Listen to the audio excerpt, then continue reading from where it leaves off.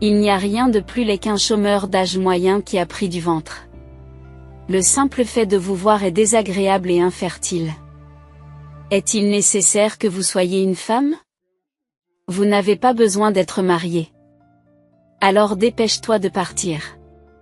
En tant que femme et en tant qu'épouse, c'est honteux, et je ne veux pas être associée à toi. À partir de maintenant, Dan et moi vivrons heureux ici avec ma mère. Vous êtes une horreur, alors partez. Même si ce sont eux qui ont suggéré de vivre ensemble, pourquoi dois-je être celle qui part? Je voulais me plaindre, mais je voulais partir si possible. J'ai donc décidé de partir dès le lendemain. 6 mois plus tard, à ma grande surprise, Marie est venue me voir, furieuse comme le feu, me faisant des reproches. Mais dans mes bras se trouvait un nouveau-né, et en voyant cela, Marie a fait une déclaration scandaleuse et a pris des mesures choquantes. C'est ainsi que la chute de Marie a commencé. J'ai une trentaine d'années et je travaille comme rédactrice indépendante. J'ai commencé à travailler à temps partiel à l'université. Après avoir obtenu mon diplôme, j'avais l'intention de trouver un emploi régulier. Mais j'ai commencé à recevoir de plus en plus d'offres de différents endroits et j'ai fini par faire de l'écriture ma carrière. Il y a quelques années, j'ai épousé un homme plus jeune qui travaillait dans la même entreprise que moi. Bien qu'il soit plus jeune, nous avons tous les deux la trentaine, donc je n'ai pas vraiment l'impression d'avoir épousé un homme plus jeune. J'ai rencontré Dan, dans le cadre de mon travail. Depuis notre mariage, il a été muté dans un autre service et est très occupé. Je veux le soutenir, alors j'ai un peu réduit mon travail. Grâce au travail que j'ai effectué jusqu'à présent, nos revenus n'ont pas diminué soudainement. Nous ne luttons donc pas pour vivre. Marie ne comprend pas du tout mon travail. Elle pense que travailler signifie être employée et travailler à l'extérieur de la maison. En raison de mon travail, j'emporte souvent mon smartphone avec moi pour recueillir des informations. Bien sûr, je l'emporte aussi à la maison. Ainsi, je peux immédiatement prendre des notes sur tout ce qui m'intéresse. Mais Marie pensait que je ne faisais que jouer. Tu joues encore sur ton smartphone, n'est-ce pas? Ce doit être agréable de voir son mari gagner de l'argent pendant que l'on s'adonne à des jeux. On m'a aussi harcelé pour savoir combien je dépensais pour les jeux. J'ai également subi des interférences dans les tâches ménagères. En tant que couple, nous faisons la lessive tous les 2 jours, mais on m'a dit que la lessive devait être faite tous les jours. Ils disent que ce n'est pas hygiénique, mais ce n'est pas comme si nous portions les mêmes vêtements pendant des jours. Dan et moi ne vivons pas avec ma belle famille, mais il y a une raison pour laquelle Marie s'immisce dans notre vie. D'abord, je suis plus âgée que Dan. De plus, il me reste peu de temps pour avoir des enfants à la fin de la trentaine. Dan étant le fils aîné, le fait de ne pas avoir d'héritier est considéré comme un déshonneur pour la famille.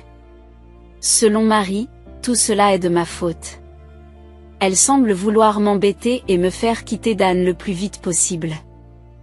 Je ne m'attendais pas à m'entendre avec Marie, qui était fermement opposée à notre mariage. Et Dan m'avait assuré dès le départ que nous ne vivrions pas avec ses parents. 1 an après notre mariage, mon beau-père est décédé.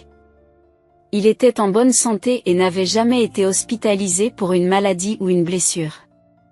Sa mort, due à un accident vasculaire cérébral survenu alors qu'il dormait, était donc inattendue. Après les funérailles, une fois que tout a été réglé, on a discuté de l'avenir de la vie avec Marie.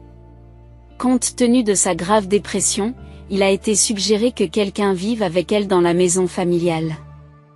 Naturellement, en tant que fils aîné, il semblait plus approprié que Dan vive avec elle.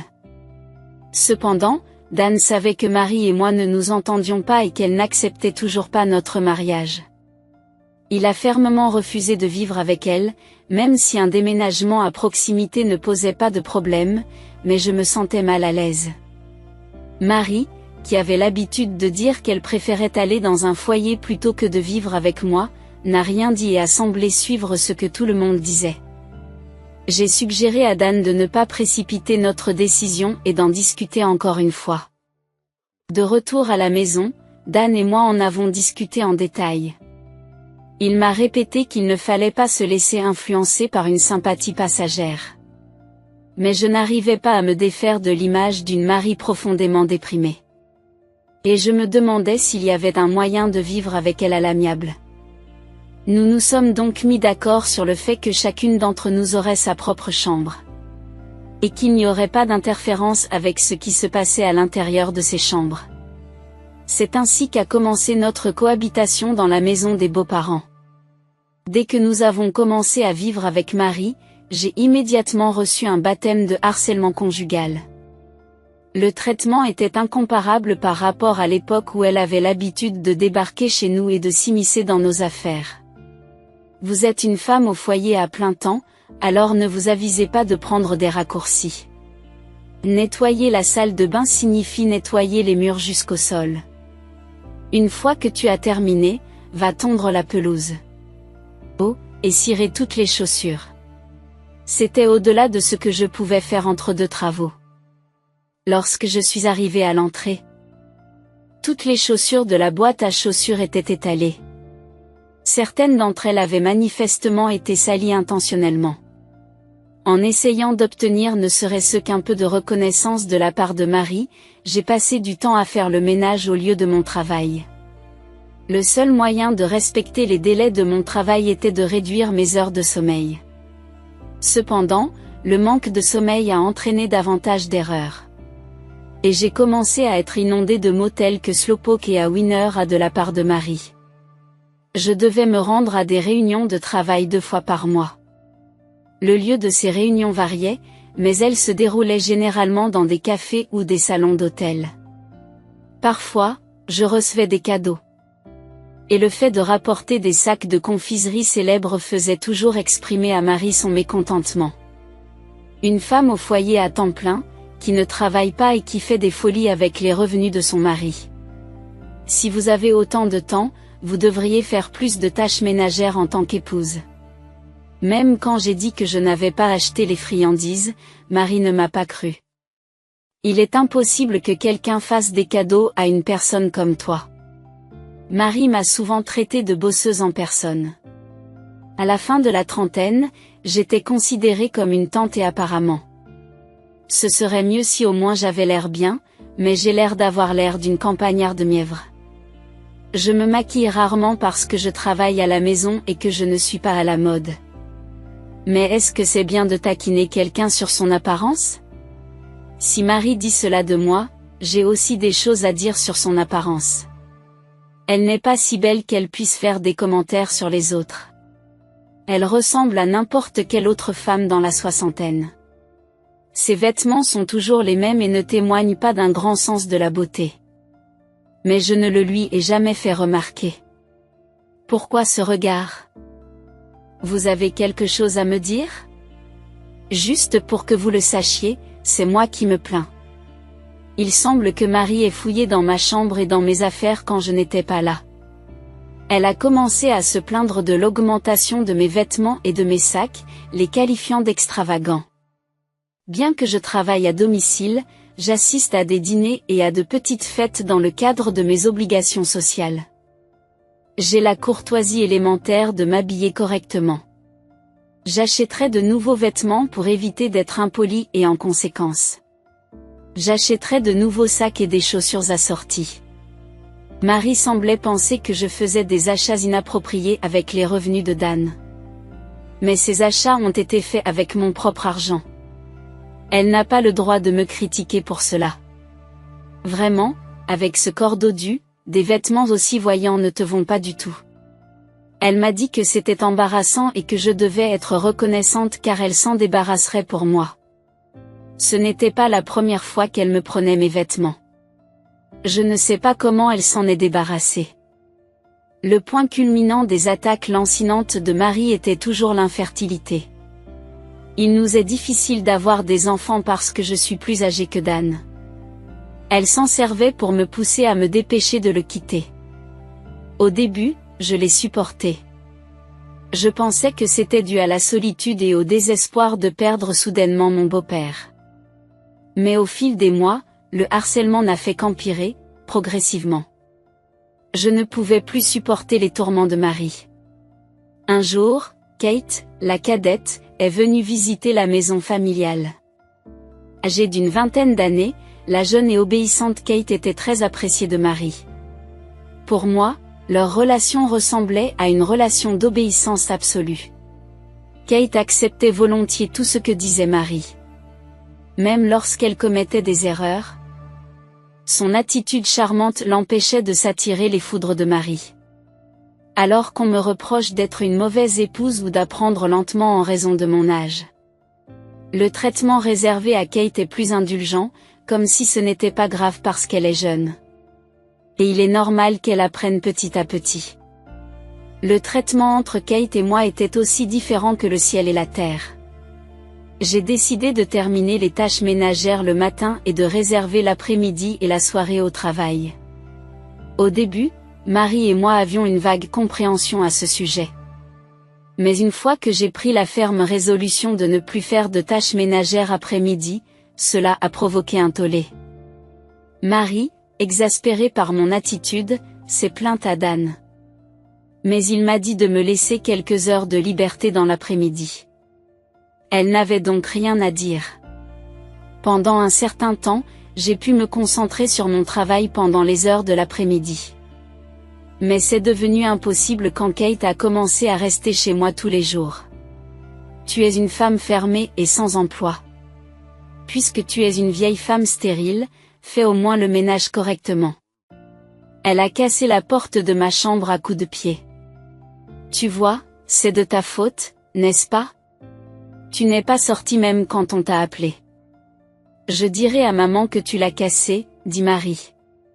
Peu après, Marie est entrée dans ma chambre en criant très fort. Comment oses-tu, toi qui es au chômage, casser des choses dans la maison? C'est parce que tu dis des choses insolentes comme ne pas faire le ménage l'après-midi. Et tu t'enfermes pour grossir, a-t-elle poursuivi. Elle m'a attrapé les cheveux, m'a traîné hors de la pièce, et j'ai fini par m'écorcher les coudes et les genoux. Et une touffe de mes cheveux s'est détachée.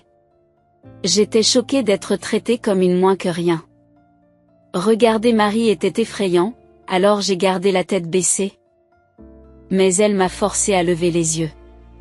Une femme stérile et sans emploi n'est qu'une nuisance. Sortez tout de suite, dit Marie. Lorsqu'elle m'a lâché la main, j'ai trébuché et me suis cogné le nez sur le coin d'un pilier. Puis, ma Kate a ajouté l'insulte à la blessure.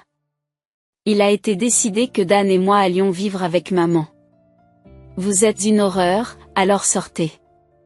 Bien que j'ai été piétinée verbalement de nombreuses fois auparavant, cette fois-ci, c'était physique. J'ai fait de mon mieux, mais il était clair que Marie avait discuté de la possibilité de vivre avec mon beau-frère et sa femme dans mon dos, montrant ainsi à quel point elle détestait mon existence même. Finalement, fatiguée de me réprimander ou ennuyée par mon manque de réaction, Marie et Kate m'ont laissée seule au bout de quelques minutes. Souffrant de leur présence, j'attendis le retour de Dan dans un coin de ma chambre, en retenant mon souffle. Dan a remarqué que quelque chose n'allait pas dès qu'il est rentré tard du travail ce soir-là. Et il a semblé comprendre ce qui s'était passé. J'avais d'abord été positive à l'idée de vivre avec mes beaux-parents, mais j'ai avoué que j'avais atteint mes limites. Lorsque j'ai dit que je voulais quitter la maison de mes beaux-parents, ne serait-ce que seul, Dan a dit que nous partirions ensemble.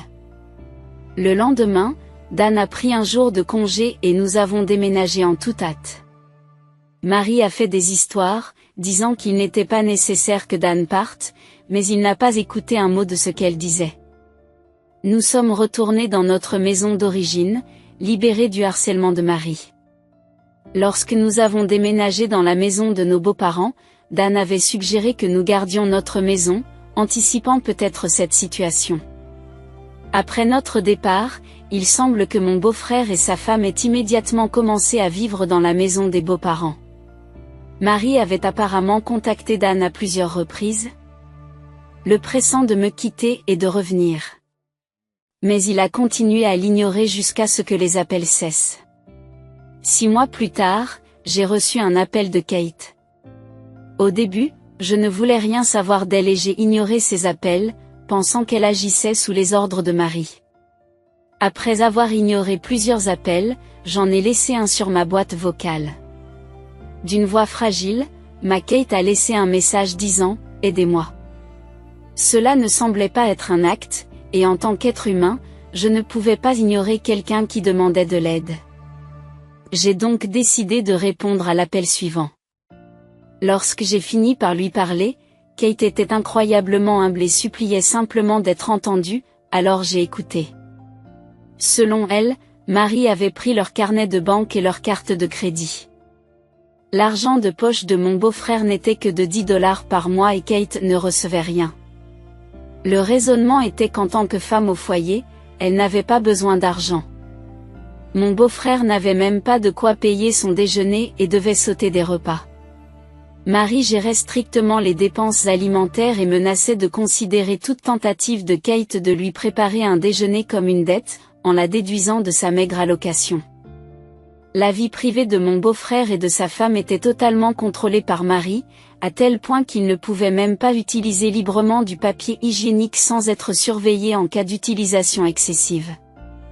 Alors que mon beau-frère pouvait échapper à la surveillance de sa mère en allant travailler, Kate se sentait surveillée même lorsqu'elle était à l'extérieur, ce qui lui causait un stress mental important. Mon beau-frère a toujours été docile et incapable de tenir tête à sa mère, un trait de caractère qui n'a pas changé, même à l'âge adulte. Kate a pleuré sur les difficultés et l'angoisse mentale qu'ils enduraient. À la lecture de son histoire, j'ai d'abord pensé que Marie vivait la même chose. Mais il s'est avéré qu'elle dépensait librement les économies de mon beau-frère et de sa femme pour elle-même. Elle s'offrait même des plats italiens coûteux alors qu'ils souffraient. De plus, comme elle prévoyait que mon beau-frère et sa femme s'occuperaient de ses vieux jours, elle a poussé mon beau-frère à travailler davantage et a également fait pression sur Kate pour qu'elle trouve du travail, même s'il ne s'agissait que de petits travaux à faire pendant son temps libre, si elle en avait. Au départ, je pensais me contenter d'écouter, mais la situation était bien pire que ce que j'avais imaginé. J'ai commencé à éprouver de la sympathie pour mon beau-frère et sa femme. Cependant, la douleur infligée par Kate est restée profondément gravée dans ma mémoire. Normalement, on ne devrait pas faire aux autres ce que l'on n'aime pas. Et faire ce qui rendrait les autres heureux est le bon jugement. Répondre au harcèlement par des représailles ne rompra jamais le cycle. Par-dessus tout, Kate souffrait déjà comme si elle était punie pour ce qu'elle m'avait fait. Alors que je peinais à trouver les mots, ma Kate a commencé à raconter ce qui s'était passé il y a 6 mois. Il y a environ 6 mois, la raison pour laquelle elle est soudainement restée dans la maison de la belle famille et s'est jointe à Marie pour me harceler était que Marie lui avait demandé de l'aide. Elle affirmait être harcelée par la femme du fils aîné au point de ne plus pouvoir dormir et de craindre d'être chassée. Soudain, maman m'a contactée en pleurant, disant qu'elle vivait avec le fils aîné et sa femme, mais qu'elle souffrait. Elle était harcelée par la belle-fille au point de ne plus pouvoir dormir. Croyant qu'elle risquait d'être chassée par la belle-fille, je me suis rangée de son côté. Au départ, Kate pensait que c'était une bonne chose. Mais elle a pris peur en voyant les mauvais traitements et les blessures infligées par Marie. Elle a regretté d'avoir suivi les directives de Marie. D'avoir cru aux mensonges selon lesquels j'aurais exercé des représailles ou attaqué pendant qu'elle dormait.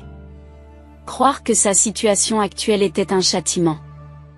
Elle a enduré mais a fini par sentir que sa vie était en danger et nous a tendu la main. Elle pensait que nous étions les seuls à pouvoir l'aider. Il est difficile de discerner la vérité à partir d'un appel téléphonique, et bien que je puisse être trompée, je préfère être trompée que d'être trompée. Je préfère être trompée que de tromper les autres. Il est préférable d'être traité de naïf que d'être traité d'inhumain. C'est dans cet état d'esprit que j'ai décidé d'aider mon beau-frère et sa femme sur place. Tout d'abord, j'ai pensé qu'ils avaient besoin d'une aide financière pour quitter la maison de leurs beaux-parents et commencer leur propre vie. J'ai attendu que Dan rentre à la maison après son travail prenant et je lui ai raconté l'histoire de Kate. J'ai fait part de ma décision d'apporter une aide financière. Dan a suggéré d'utiliser nos économies pour financer l'aide. Mais comme j'avais pris cette décision sans le consulter, j'ai insisté pour fournir les fonds moi-même et j'ai refusé de céder. Il y a une autre raison pour laquelle je ne pouvais pas faire de compromis. Je voulais prouver à Marie qu'elle avait tort, elle qui m'avait ridiculisé en me disant que j'étais au chômage et qui m'avait regardé de haut. 3 jours après notre conversation, mon beau-frère et sa femme ont réussi à s'échapper de la maison de leurs beaux-parents. C'était un jour où Marie était allée au spa, utilisant leur argent. À leur retour, la maison était complètement sombre et la jeune Kate avait disparu. Il ne restait qu'une lettre dans le salon. Marie apprit par cette lettre que le jeune frère et sa femme étaient partis. Ce qui la rendit très furieuse. Continuant à être furieuse, elle est venue chez nous et m'a confrontée. Elle a exigé de savoir de quel genre de plan il s'agissait. Une lettre laissée dans le salon l'a informé qu'ils étaient partis, en partie grâce à mon aide. Vous êtes au chômage, vous n'avez pas d'argent pour aider les autres. Jusqu'où iras-tu pour embêter mon fils? Avez-vous emprunté dans des endroits dangereux? Si mon fils est poursuivi par des agents de recouvrement, c'est de votre faute. Divorcez avant que cela n'arrive. Malgré tout, Marie croyait toujours que j'étais aussi fermée et sans emploi. Elle n'a pas compris le concept du travail à distance. Même s'il en avait été largement question dans les médias il y a des années. J'avais travaillé avec diligence et Dan et moi travaillions tous les deux. Nous avions convenu de ne pas interférer dans mon travail lorsque nous avons décidé de vivre ensemble dans la maison de nos beaux-parents. Je lui ai montré mon livret de banque comme preuve.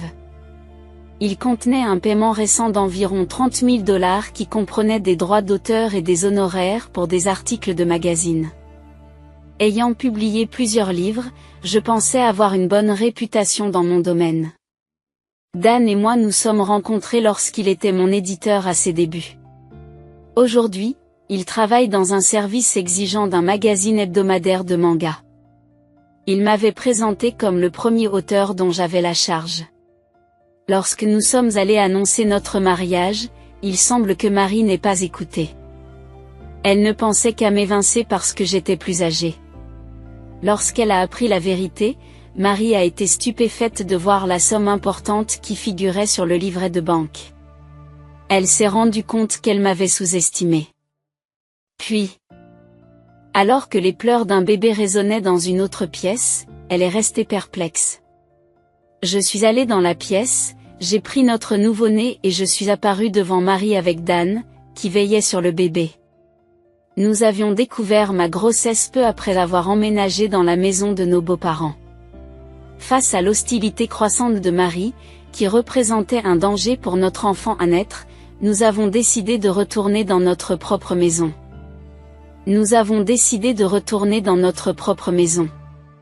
Compte tenu de la situation avec Marie, nous avons décidé qu'il était plus prudent de ne pas révéler ma grossesse.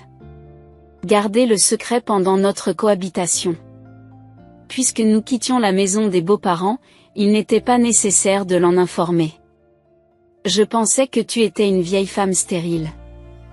Tu as fait cette supposition toi-même, maman. Mais ce serait gênant que les gens soient au courant d'une grossesse tardive. D'après les voisins, tu as toujours été comme ça, prenant les rumeurs pour argent comptant. Tu te souviens que tu as acheté toutes ces boîtes à eau coûteuses en te basant sur des rumeurs? Papa a dû contracter une énorme dette à cause de cela. Marie a interrompu les souvenirs de Dan, prétendant avoir oublié ces vieilles histoires. Puis elle a complètement ignoré nos sentiments. Elle a exigé que nous retournions dans la maison des beaux-parents avec le nouveau-né. Elle a même dit que c'était un soulagement que mon beau-frère et sa femme soient partis.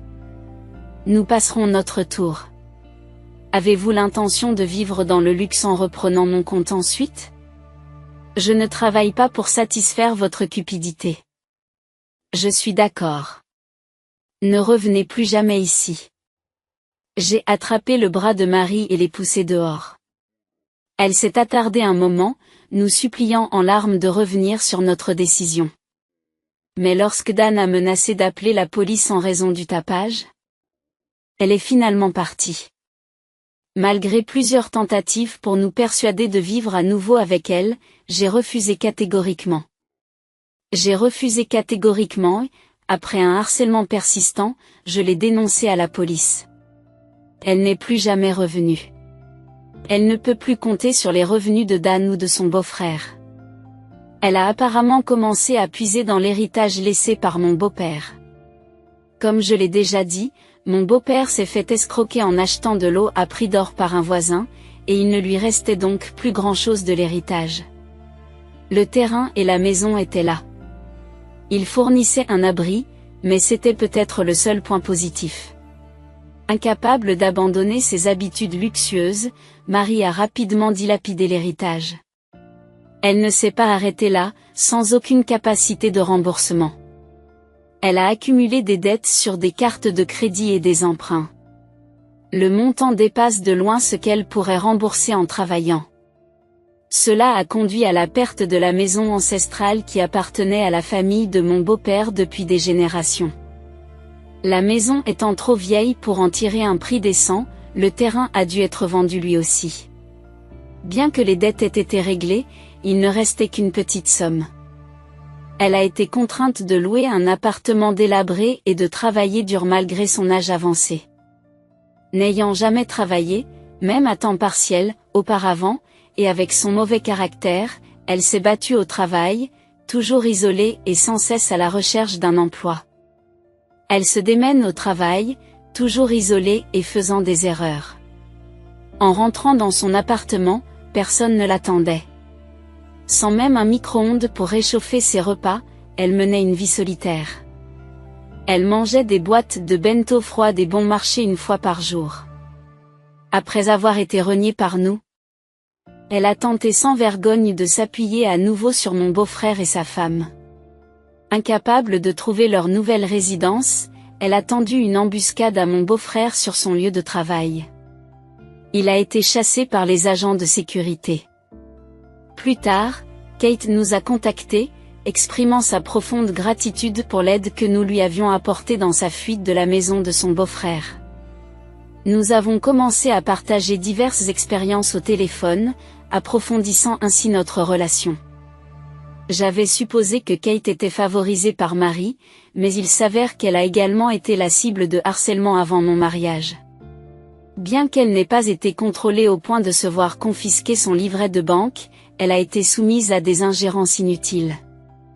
Mon beau-frère a personnellement remercié Dan et, à partir de ce moment-là, nos familles ont commencé à collaborer étroitement. 3 mois plus tard, lorsque la grossesse de Kate a été confirmée, nos conversations sont devenues encore plus intimes. Car elle a demandé des conseils sur mon expérience de parent. Elle appréciait le point de vue de quelqu'un qui était passé par là. Encouragée, j'ai proposé à ma rédactrice en chef actuelle d'écrire un essai sur mon expérience de l'accouchement et de l'éducation des enfants, qui a répondu positivement, indiquant une période chargée à venir. Concilier le travail et l'éducation des enfants est un défi, mais c'est aussi une source d'épanouissement. J'ai l'impression que mes journées sont riches et gratifiantes. Dan a évoqué la possibilité d'une mutation vers un emploi plus calme. Apprécier l'importance d'être présent pendant les premières années de notre enfant. Je me rappelle chaque jour la chance que j'ai d'avoir un mari et une famille aussi merveilleux.